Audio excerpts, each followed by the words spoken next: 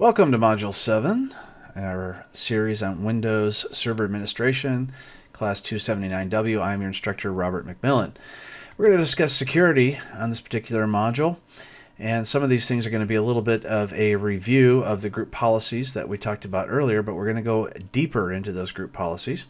Group policy enables centralized management of user and computer configuration settings, including desktop settings, security, log on and log off scripts, folder redirection, and software distribution. A lot of people don't realize you can use group policy to update software. Group policy settings are configured in group policy objects. They can be linked to sites, domains, and OUs, and I actually showed you how to do that in a previous module, how to go in and edit the group policy, the default domain policy, and the default domain controller policy. Group policy management used to create and modify group policy objects, accessed in multiple ways through the MMC snap-in. You can use MMC, or you can just go open up the group policy management program. Each group policy object has two main sections that affect the computer and sections that affect the user. If you set it up on the computer side, then it'll affect any user that logs into that one or group of computers. If you do it on the user side, it won't matter what computer they log into.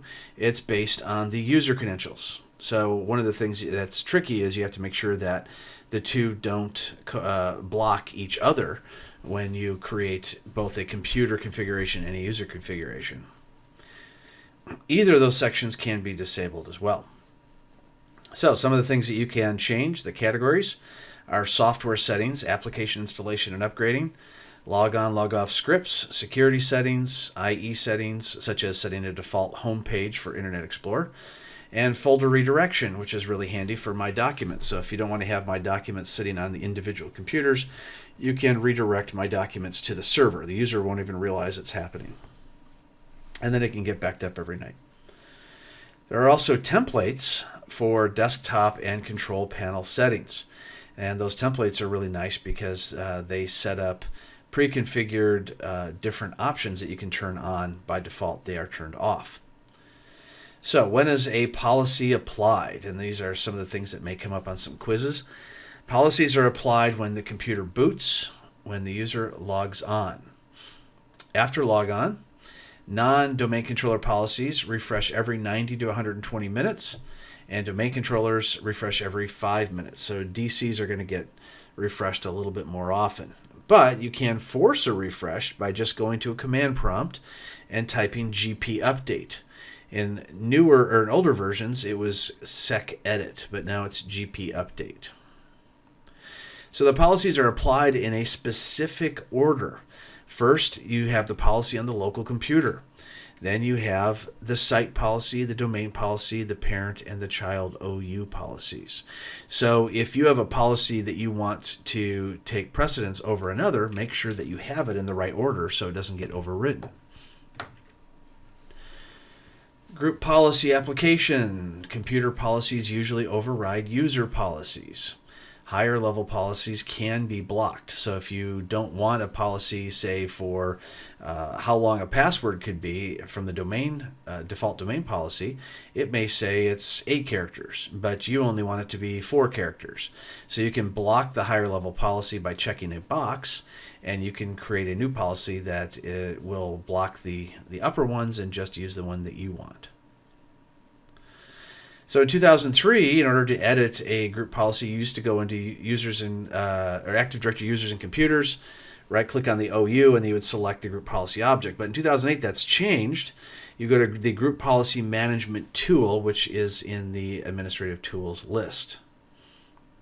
So let's go over that. We'll go into our server, and from here, we'll go back to our Group Policy Management. So one of the things you're going to be doing is group policy results. Group policy results allows you to see what policies are applied to users as they log into a specific computer. And what this is good for is if someone is getting a result that is something that you did not expect, then you can find out what policy is causing that. So if you have a lot of different group policies in your environment, then you really need to know how to use this tool. So you want to right click and choose Group Policy Results Wizard. You choose Next. So you want to know which computer you want this applied to. We're going to choose this computer, but in your office environment, you want to use the computer the user is logging into. And then you want to choose the user. So you can select a specific user, so you choose their name, or you can choose the current user. So it'll show all the different users under the specific one. And then we'll choose Next, and we'll choose Finish. So now we're going to go ahead and add that when it prompts us to. Now we're going to see how these group policies are applied. So click on the upper right corner, click Show All, and then you go down the list and you can see there's a local group policy. There are security group memberships that the administrator is a member of. Yours is going to vary based on who you're modeling this after. The applied group policies are these particular ones. It says here the default default domain policy is denied because we're logged into the default domain controller. And you've got all these different other pieces of information you can look at. And settings, you can click Show All in Settings. You can see how everything is set up. And you can also click on Policy Events. So if anybody has any kind of conflicting events, this is where you would see them. And this works just like an event log. You double click on it and you can see if there's any errors. In this case, we don't have any errors, but if there are conflicting group policies, you will see those here. You'll double click on it, and that's how you'll be able to resolve those issues.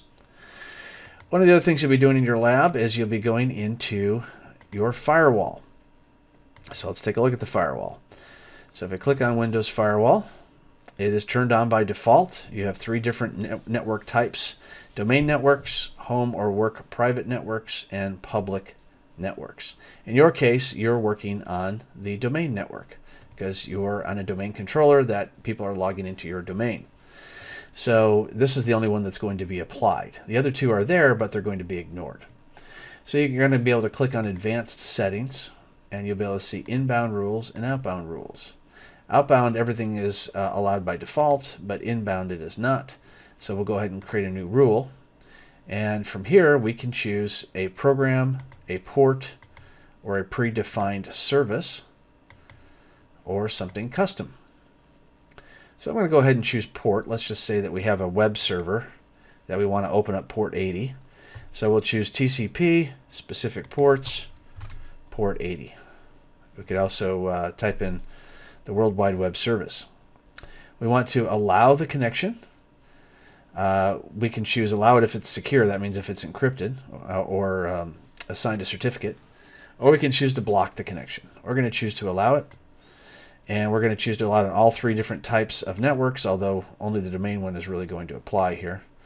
And we'll just call it inbound web.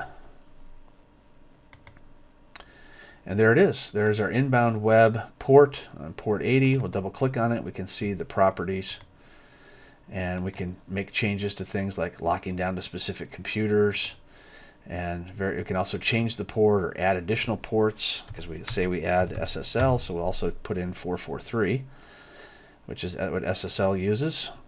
And you can see that you can also lock it down by users as well. And when you're done, you can click Apply or OK. So now we've created a specific rule. So you'll be doing that in your lab, and that's how you do that. And you'll be doing a couple other things when it comes to group policy. So in conclusion, we discussed group policy, policy categories. We also went over the Windows Firewall and went over the modeling results wizard. And that will conclude Module 7.